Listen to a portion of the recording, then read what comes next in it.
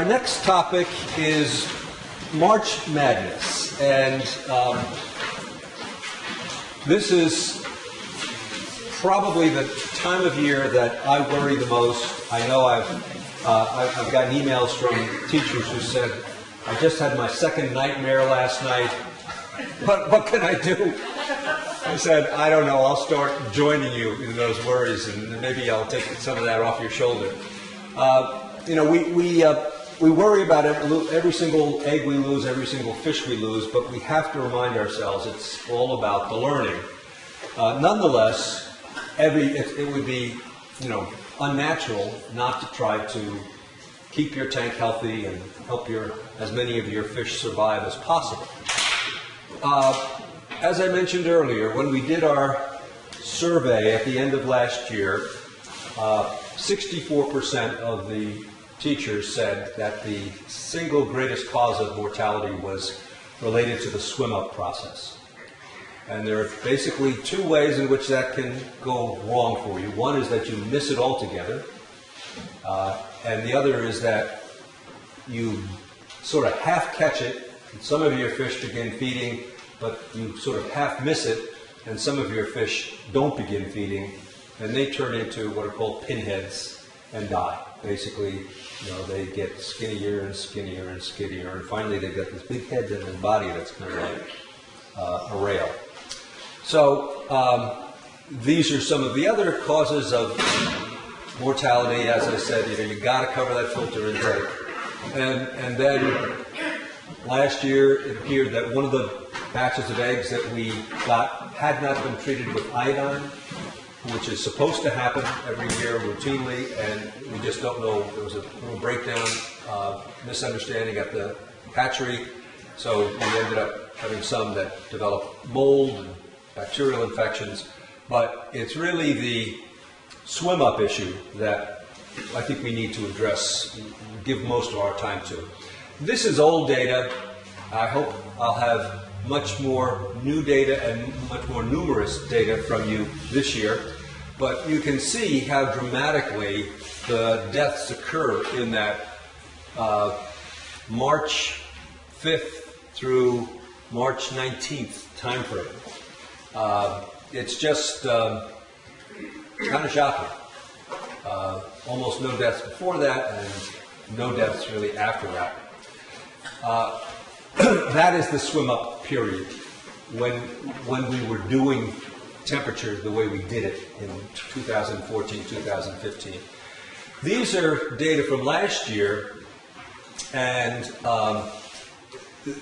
this represents when approximately 50% of the alevin were feeding or were swimming up to the surface.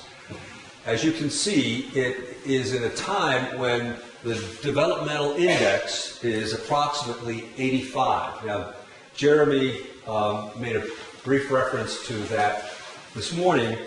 He has a system of keeping track of the developmental index. There is a constant for every degree to the 10th.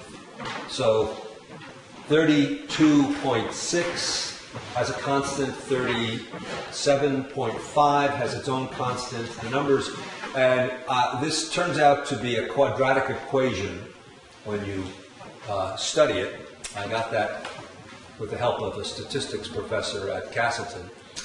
And that constant is added to the developmental index on the basis of what the temperature is that day, and each day cumulatively. So you will get a number when you get your eggs. You get eggs, food, and a number, the DI. It'll probably be approximately 44 or something like that, Bob. You remember what it was last year?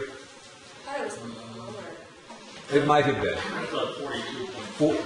I think you're right. I think it was 42.9, something like that. Anyway, it doesn't matter. That was last year. This year, the number will almost certainly be similar but different. And you then will start adding degree constants to that number. And I'll show you a spreadsheet, which is how you will do that. As a result, and if you do that for every day, you will know when your eggs are approaching this 85% developed. We thought that we were aiming for 100% developed. Turns out our eggs were swimming up before that.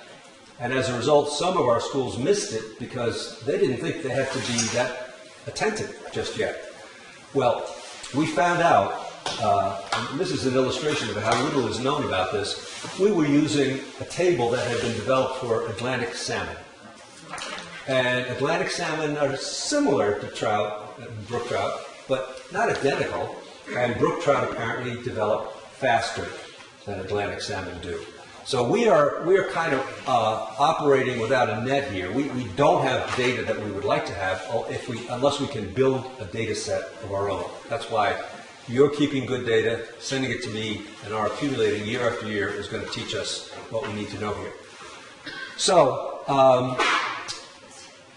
as you can see, there are two ways to tell when fish need to be fed. One is to be a career professional with a lot of experience who just knows what it looks like.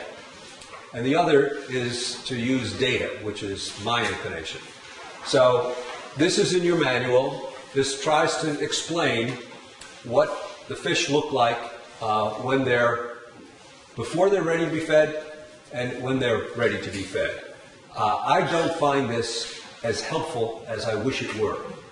We also have a YouTube video that begins to show you what the trout look like when they're starting to swim up off the bottom of that breeder basket.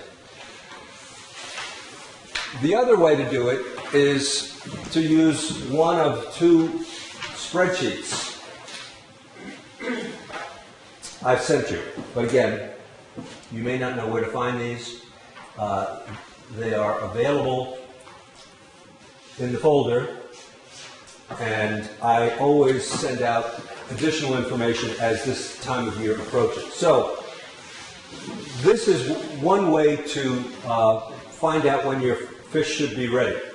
So let's say you get your trout on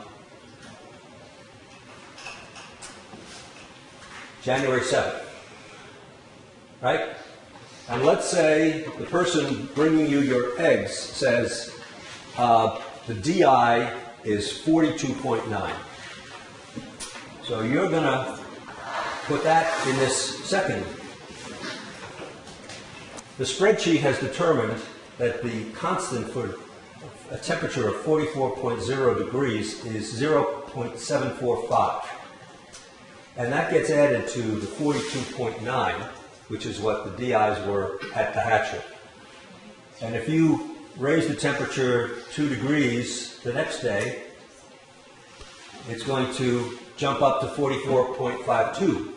And if we keep putting temperature data in here,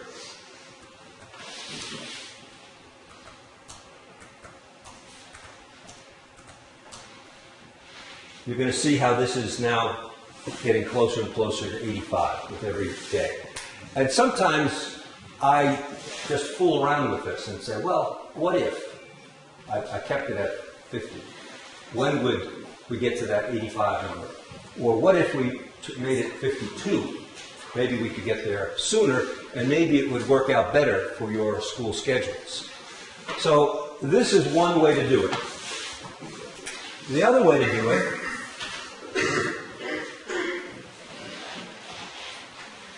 is through the third tab of this spreadsheet. I don't know how familiar you are with Excel spreadsheets, but Excel spreadsheets can have separate sheets, and they're indicated usually by tabs at the bottom, although if you look at them in Google Sheets, I think the tabs are at the top, if I remember correctly.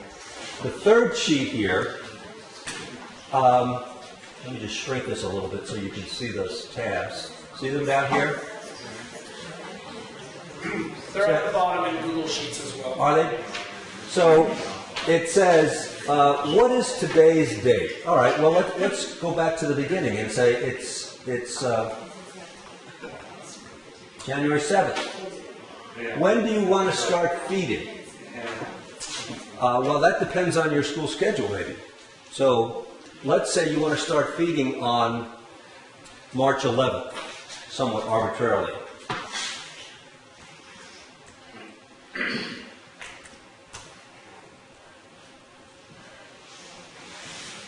what is the cumulative DI as of today?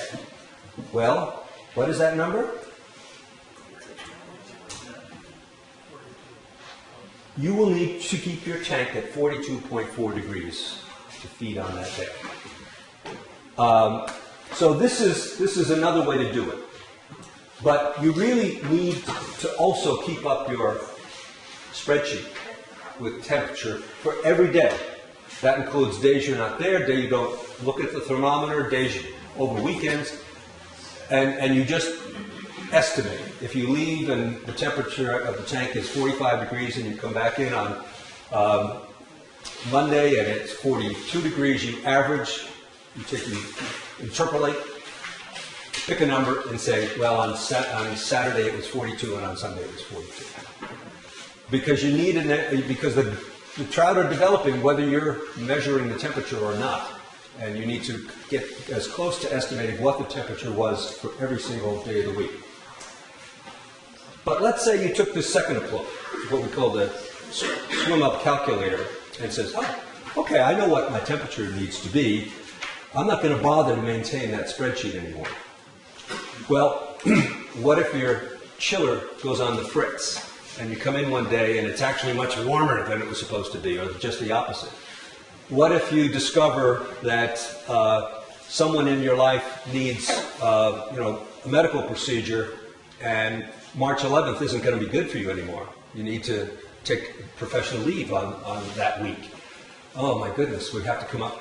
If you still have that, you're still maintaining that data, you can always go back and say, I know what the DI is today, what the cumulative DI is, and now I can just go back to the calculator and say, all right, change of plan. Now let's make it March 20th instead. And you can, and that will say, okay, set your temperature at 49 degrees or 42 degrees or whatever. Okay, this is, I find, relatively complicated stuff for folks, so questions? Is there a number of days that you want the fish feeding before you release them? No. In fact, Mike has been using the cold method. Do you feed your fish at all? I do. How long?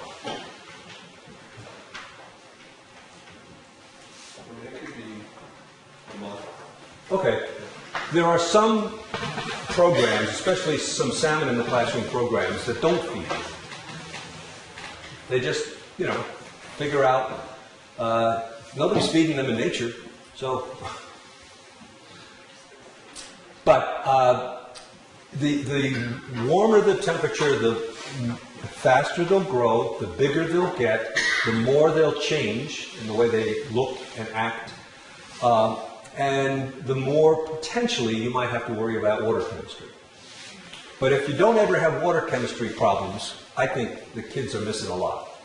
That whole business about the nitrogen cycle is pretty important, pretty exciting in all of nature, and it's great for them to learn it in the context of something as important as baby trout. Yes?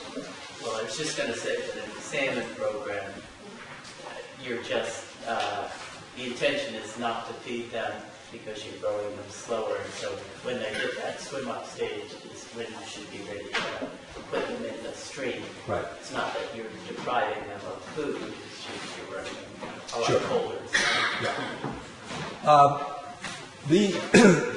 We have, when I say we, I'm thinking particularly about Bob Weibel and I. We've had a lot of conversations over the years, and our coordinators in general have had these conversations. And correct me if I'm wrong, Bob, but I think we have both moved towards favoring a warm up the tank relatively quickly approach. As you heard from Rob Kramer this morning, bacteria just don't grow at temperatures in low 40s, and yet the bacteria are just incredibly important to the health of the water chemistry of the tank. So that's why we like the pre-cycling approach. We have to have tank cool at first because that's where that's what the water is at the hatchery. But as soon as you get them in your tank by increments of 2 or 3 degrees a day, you can take that temperature right up to 52 if you want. Bob, you want to comment on that? Yeah, that's generally my recommendation to my teachers. Do the fast route, get them feeding before you go on vacation, and then you have to feed every 3 days. I tell them every 3 days, but it's going to be even wider spread of what. Yeah. But over vacation, you should find somebody that come in and give them a little bit of food. Be a parent or a janitor or some teacher or whatever. There's generally somebody is fine. Right. Feeding before which vacation? Or February or April? February? No, February. Okay. Yeah. Yeah, in other words, they'll start feeding. I many cases I push the temperatures up to 55 degrees. That gets the fish feeding about the middle of February, and then they'll get a week or two experience under their belt. The fish will, and then it'll be vacation time, and feeding is then spread out every 3 to 5 days or something to get fed, and then they come back from vacation. And I think it's important, though, I'm not the only teacher that uses the cold and slow method. I think it's important. I agree that if you can get them looking more like fully developed trout and feeding, and that's a good thing. But there is some simplicity to the way I do it, and that may be what's the right approach for someone just getting into it for the first time. And then as they gain confidence in the travel classroom, they can then take a different approach. But I think that we just want to get rid of any barriers that people might have, and it may be, there's no one that can feed it in February. And I'm going on vacation, and so the cold and slow may be for their first year the way to go. And I'm not advocating one or the other. I'm just saying it's important to realize that there are other ways. Yeah, it's certainly an option. And one of the teachers at CBU is going to have 2 tanks this year. And one he's going to do cold and slow, and one he's going to bring up. And he's going to be collecting data with the students. That's great. Yes. So it sounds like there's a certain temperature at which the eggs remain viable, right? So it sounds like they can go up to 55 degrees, and I'm sure there's a lower cooling temperature they can go down to, right? I'm curious, what is the range at which you, how early can you get them to start swimming up, and how late can you put it off? Well, I could fool around that spreadsheet now if you want to take the time and fairly quickly answer the first question. How quickly could you get them to swim up? Bob, would you say it's within a month? yeah, middle of February. Yeah. Seems like we need. Yeah. And now, I think you told me, Mike, that you keep your temperature at 36 degrees or something? 35. Many of your chillers are not capable of keeping the tank cooler than 40 degrees. Okay. So the model, the brand, the power of the chiller varies across the state, but the current drop-in chiller that we buy from Tradewinds, I think, has a minimum temperature of 40 degrees, minimum setting. At 40 degrees, again, I could do the spreadsheet, we'd probably be talking about mid-April or something like that. If you Okay, about a 2-month range. kept it there. In nature, of course, our Vermont winters can be pretty harsh. So presumably there are parts of streams that in a normal cold winter don't freeze. But there are years when the ice goes right down to the bottom of the stream. And I don't know what happens to those eggs. I know once when we had a release day for the Dorset school, we found masses of dead eggs. And I suppose that could be winter killed. No? Yes. The discussions that I think about is one I've had with Jeremy at Fish Island, telling me that the fish will not feed below 45 degrees. Now, that's him, the hatchery expert saying this. Right. So if you have your temperature at 42, and now they're starting to, your DI has shown that they're now at 85%. His recommendation is get it up to 46 degrees water temperature at that point, or they won't feed. Feed can be dropped to them. They'll dart around, but they won't. You tell me they won't feed. Yeah, and my understanding is that someone else, other than Jeremy presumably, told me it really should be more like 50 degrees, and they need light. But light is kind of a trigger for them as well. And if they're in this is a phase of fish between the time that they hatch and the time that they feed. They're called alevin, A-L-E-V-I-N. The alevin are really, the signal for them is warming water temperature and light. So if you were to keep your tank all enclosed with its foam wrapping and it was 50 degrees, they probably wouldn't be ready to swim upwards. So there's a lot of information about this available to you. This is a website, a page on the Vermont Trout in the Classroom website that I put together that discusses this whole process, and it also provides links to the spreadsheets that I'm talking about. And I don't have it here yet, but I'll be adding a link to the YouTube video that'll allow you to see with your own eyes what it looks like when fish are starting to get ready to move up in the water column. Comments or questions? Sure. Yeah, I'd just like to say, if there's a time when you can't be there for whatever reason, maybe it's vacation, maybe it's a medical issue, or something like that, and your fish are in some critical stage, maybe they're done. You want to be there when they hatch too, because there's this yucky egg yolk stuff that you want to get off and out of the tank. And if they're close to the swim up stage and you can't be there, you don't know somebody that's reliable and dependable, you can always lower the temperature as a safety factor and keep your DI sheet going and show that temperature. You're going to have a less increase in the developmental increase if you lower the temperature. But what it does is give you a little more of a safety range that something bad's not going to happen while you're away or you can't attend to it.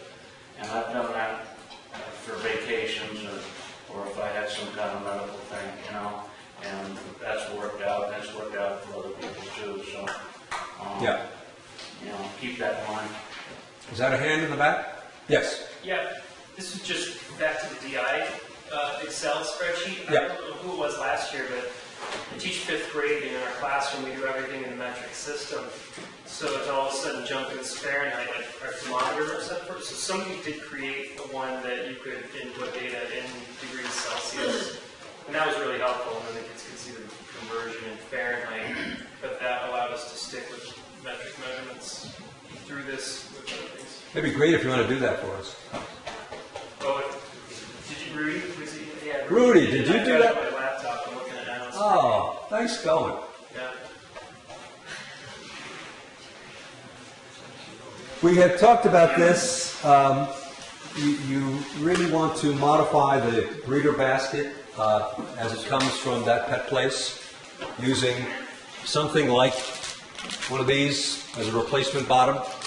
And there's an appendix on that in the manual. You'll all notice fish, like people, can be aggressive.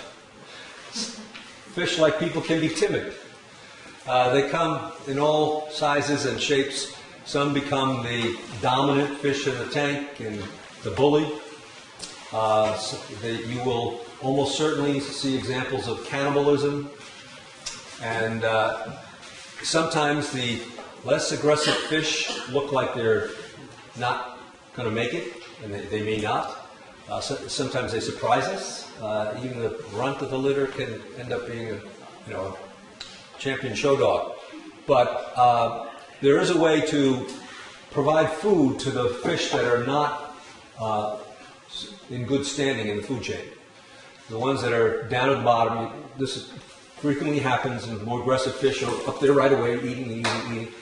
And the timid fish are down at the bottom, and maybe something's going to drop down to them, or maybe not. But as weeks go by, they look like they're getting skinnier and skinnier. If you soak some of that food in water and then suck it up with your turkey baster and inject it down towards the bottom, it's a way to help them, to build them up a little bit. One of our teachers last year sent me a picture, which I'll probably dig up and put in a blog, of having used a kind of a rigid plastic extender for the turkey baster, so that the turkey baster had a almost 2-foot range to it. What have we learned? This is about the swim up process. 85 is the time you really have to be alert. Filter intake, got to be covered. Is 85 when they're going to hatch? No. No. 85 is when you start to eat. Okay. When you expect to see evidence of their swimming up. They may not go all the way to the top. Right, and that spreadsheet thing is to let us know when it's time to feed. Yes. So if we're going to be on vacation, let's say from February 25th to March 6th, and we don't want them to hatch, I want the kids to be there when they hatch as well. Well, they'll hatch way before that. They'll hatch in the first week. Oh, okay, got it, I'm sorry. Yeah. We've had fish that were hatched before we delivered them to you. That was a mistake, but, it can happen. Mine, I don't think I had them 5 days last year, and they were hatching really quickly. So what was CDI after they hatched? It was on one of Jeremy's charts, and does anybody remember? 58%? 58? I think so. There you go. I'll tell you where mine. That was going to be my first quiz question, so. And they're still in that little basket, right? Yes. They're all in that little basket until... That's precisely the point I wanted to talk about. Okay. I think many of our problems last year resulted from teachers releasing the fish from the little basket too soon. Now, in nature, they're never in a basket. They're down there in the gravel, right? But some of our fish had been feeding, but then when they were in the big tank and they were nestled down at the bottom, 21 inches away from the surface of the water, they didn't even know there was food up there. And so we think that we should once all of them are feeding confidently, we should at least keep them for, Bob, what would you say, 2 weeks, 3 weeks? 2. 2. The only downside to keeping them even longer than 2 is if you begin to develop sludge in your breeder basket. That's why we have the coarser bottom, so that most of that filters out. But if you notice stuff building up in the bottom, try to get rid of it using your turkey baster, and if that doesn't allow you to clean it out sufficiently, it may be time to release them into the tank, even though you kind of liked having them in there like that. Yes? So when do you first feed them? When some start swimming up, or do you wait till half? Yes. It is not when the first Yeah. fish start swimming up, but depending on what you read, I think we have references that suggest at least 25%, others that suggest something like half. But when a goodly number of them seem to be swimming up is when you would start to feed. And then all of them are feeding. That's when you wait for 2 weeks till you. Bingo. Any comments, Bob? My only thought is that there's a bell-shaped curve for this when they want to feed. So there's gonna be some early ones, there's gonna be some late ones. Right. So if you wait for 25%, I mean, there's no harm to putting a teeny amount of food in, or if you see 5 of them trying to swim up. Some of the literature will say that the early swim up is often just a function of the fish filling its air bladder, and it is not an indication that it wants food. So, I wish I knew more. So when they hatch, they're all gonna sit on the bottom of the feeder basket. They lay there like little. They just sit there. Well, like when tadpoles hatch out of the eggs, they just stick to the gel. They're just like there. Okay. Yeah. And they do that because where are they getting the nutrition from? I'm sorry, I've never done like life cycles. I teach all the kids Yolk that. sac. So they eat it. They Or absorb it. They absorb it. It's just like a Okay. tadpole, as Tiffany said. They, Okay. Or you know, like a chicken and an egg. When it's in the egg, the chicken, as it's growing, is absorbing that yolk sac because that's where its nutrients are. However, we've already hatched out of the egg, and it's just laying there, and they'll start to wiggle a little bit, and this yolk sac will get smaller and smaller until it's almost non-existent, and that's when you should be watching for them to swim up. I sometimes describe the early alevin phase as eggs with tails. They really don't look much like fish at all.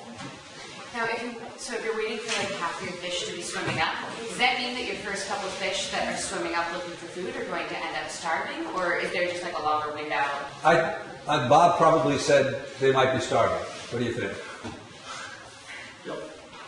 Keep in mind, if a fish that wants to eat doesn't get food for 40 hours, it's never going to eat. Right, Bill? I think so. So, if that first fish is a little bit early, there's an early guy, and he doesn't get food for 40 hours, let's say he decides to eat on Saturday morning. Nobody's around to The time is give him food. and it wasn't more than 50%. We still gave, but we just made sure that anything that was left over we cleared up. And so that's the problem with feeding too early, is that there would be left over. Yeah, it's that. left over and that it was okay. We did it, we just made sure we were really diligent about keeping it reproductive. So can I speak? Yes. Please, thank you. So my trout, I worry about the swim up stage, so I like hover, and I was keeping good numbers this past year, so I was watching that DI number. It was 84.84, and I said, you know, why not just put some in there? They didn't touch it on top, but I took the turkey baster and like fluffed it up and it went down in. Then they started eating it like crazy. So they weren't necessarily swimming up, but they had started eating, and then by a week later they were all eating. So I didn't Lesson want to miss learned. that. I also feed my trout 3 times a day, so. Yeah, every year there's a broad range in terms of the practices and the resulting size of the fish. So Mike Carano had trout that were 3 inches long. Tiffany's were right up there. The first year they were, this last year they were 2.5. But Yeah. But then I know we've all had trout around the state that are, 1 inch and 1/8 long. So it's up to you, and it comes down to temperature and frequency of feeding. How often should you feed them a day? As often as you can. I mean, at the hatchery, they'll feed them 7 times a day. But they have a big thing that spins that feeds them. One of our teachers is going through a mechanical feeder, which I do not recommend. Yes? This is kind of a question for Bob and you. I was involved with tropical aquarium for years, and I was always blown away by how easy it was to overfeed.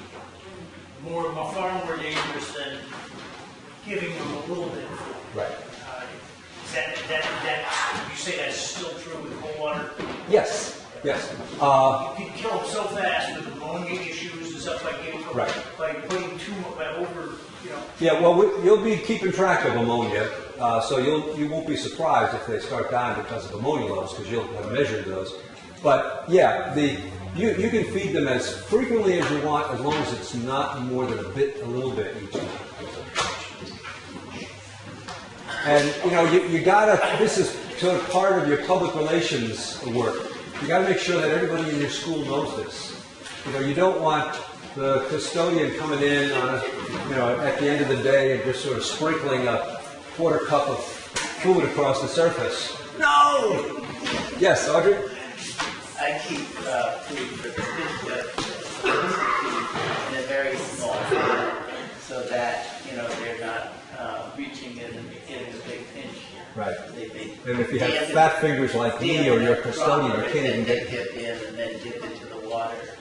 So there's 100 fish, maybe 100 fish if you're lucky in there. And that's it? Yeah, it's tiny. The number of days, Good. Yeah. Now, when they get to be 1.5 inches, 2 inches, they'll be ready to eat a lot more. But we're What's a talking. lot? Okay, you say a lot more, but so what's a lot more? Well, there's actually some measurement directions in your I manual. saw when I was having a hard time understanding. Yeah. So, if you pay attention to what's left over, if you fed too much or too little. Exactly.